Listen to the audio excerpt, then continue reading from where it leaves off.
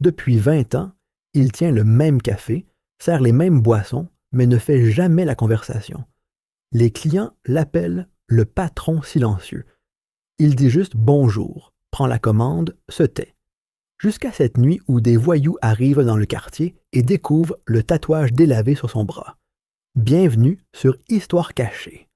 Avant cette histoire saisissante, dites-nous de quelle ville vous nous regardez. Et si ces histoires méritent d'être racontées, abonnez-vous pour nous soutenir. Henri Moreau tient le Café Laurent dans Belleville depuis 20 ans. Chaque matin, même rituel. Ouverture à 6 heures précises, préparation des machines, disposition des chaises. Sa règle d'or, parler le moins possible. Dans cette rue animée, son café détonne par son silence. Bonjour, jamais plus. Qu'est-ce que ce sera? Sans fioriture, chaque interaction réduite au minimum. Les habitués se sont adaptés. Monsieur Bernard arrive chaque matin à 8h30. Café noir, tartine, d'un simple hochement de tête.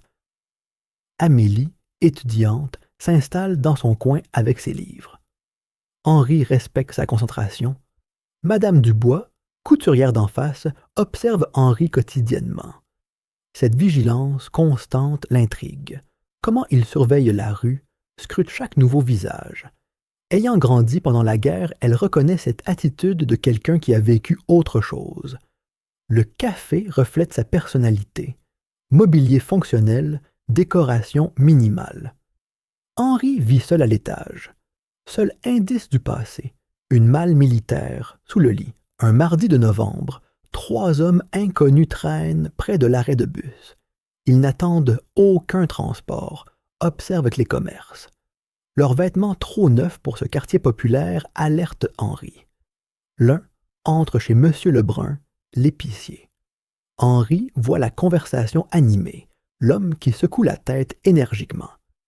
À 11h30, Lebrun arrive précipitamment. Henri, quelque chose de bizarre ce matin. Un représentant de société de sécurité proposait une protection à 150 € par mois. Henri se fige. Il connaît ses méthodes.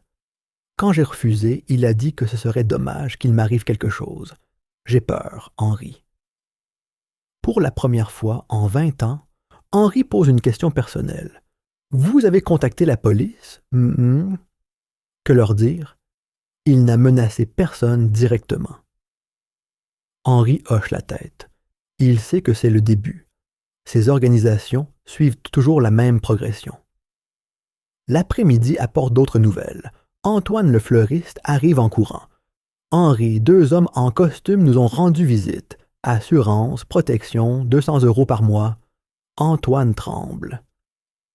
L'un a pris une rose, l'a écrasée entre ses doigts en disant que ce serait dommage que de si belles fleurs soient abîmées. Le boulanger Moreau raconte la même histoire. Visite matinale, proposition de protection, menace voilée. Madame Dubois confirme. Tout le quartier est visé, sauf vous, Henri. Pourquoi? Henri fait non de la tête, mais sait que c'est temporaire. Il reconnaît la technique professionnelle. D'abord menace douce, puis escalade vers la violence.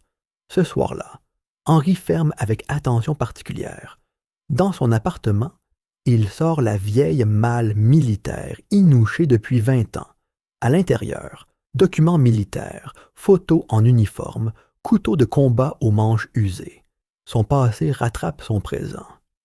Mercredi matin, la violence commence. Antoine arrive avec sa femme Claire, tous deux éprouvés. Notre vitrine a été taguée, les jardinières renversées, les fleurs piétinées. 40 ans contient cette boutique. Le boulanger Moreau raconte son commerce visité. Serrure forcée, farine répandue partout. Rien de volé, mais le message est au clair. On entre quand on veut. Lebrun tremble en racontant 3 sont revenus. Plus de délai, il faut décider maintenant. 150 € ou ils ne garantissent plus ma sécurité. Amélie arrive troublée. Hier soir, 2 hommes m'ont suivi jusqu'à chez moi. Pour la première fois, Henri propose son aide. Ce soir, passez me voir avant de rentrer. Antoine capitule. On va payer. On n'a pas le choix. Henri sait que céder ne résoudra rien. Ses méthodes d'escalade, il les connaît parfaitement. Jeudi soir, 4 hommes entrent alors qu'Henri s'apprête à fermer. Plus dangereux que les précédents.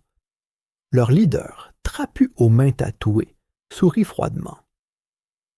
Bonsoir, patron. On vient régler notre petit arrangement. Quel arrangement? Répond Henri, essuyant calmement ses tasses. 200 € par mois et votre café ne risque rien. Pas d'accident, pas de casse, pas de problème. Henri pose son torchon. Je ne paye pas. L'homme fait signe à ses complices. Une chaise tombe, des tasses d'Amore se brisent.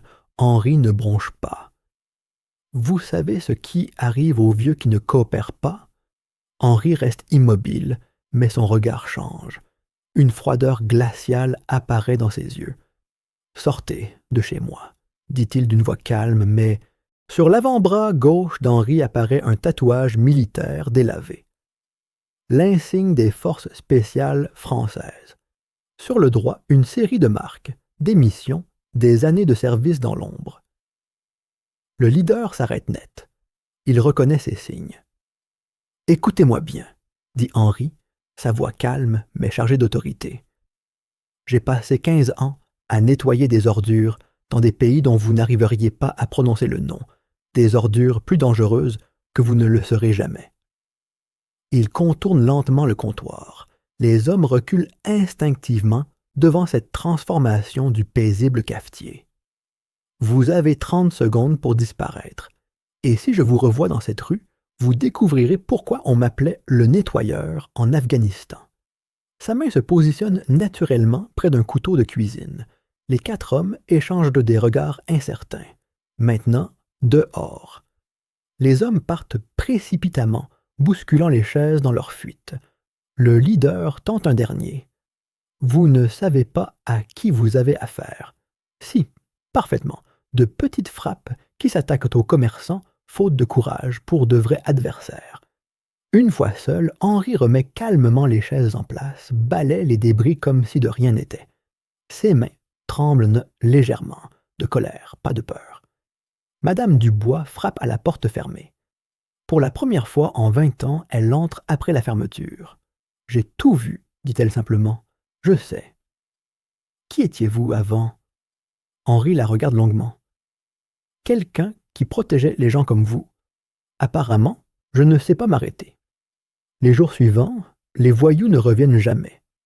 Le racket s'arrête net dans tout Belleville. Le Café Laurent n'est plus le même. Henri reste discret, mais n'est plus muré dans le silence. Il salue maintenant Madame Dubois chaque matin, sourit parfois aux plaisanteries d'Antoine. Amélie continue d'étudier à sa table, mais Henri lui demande parfois comment avancent ses cours. Monsieur Bernard boit toujours son café à 8h30, mais ils échangent maintenant quelques mots. Les commerçants voient en Henri quelqu'un de nouveau. Sans connaître les détails de cette soirée de novembre, ils sentent qu'une barrière invisible est tombée. Madame Dubois devient sa confidente. « Vous regrettez votre ancien métier ?» Henri réfléchit en préparant son café. « J'ai regretté de devoir l'exercer. Mais ce soir-là, j'ai été content de pouvoir encore le faire. » Le quartier a retrouvé sa paix, et Henri a découvert qu'on peut être un héros sans renoncer à être un homme.